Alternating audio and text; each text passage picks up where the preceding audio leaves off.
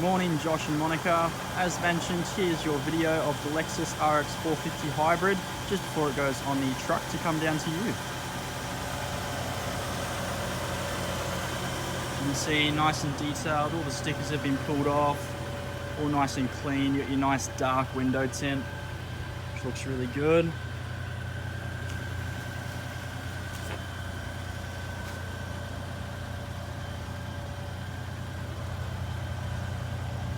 On the back, the rear window's been tinted as well.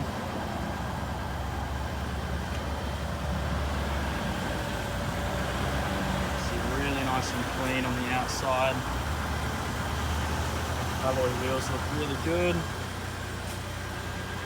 Now, as I mentioned yesterday, there is this little tag just on the window here, just so that the truck driver knows not to wind the windows down, but it should be fine by the time it gets to you.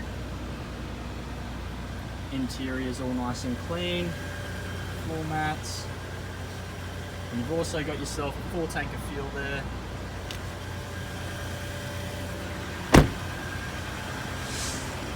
So there we have it. Hope you're excited. Hopefully be down to you in the next couple of days and all yours to start driving. Thanks for watching.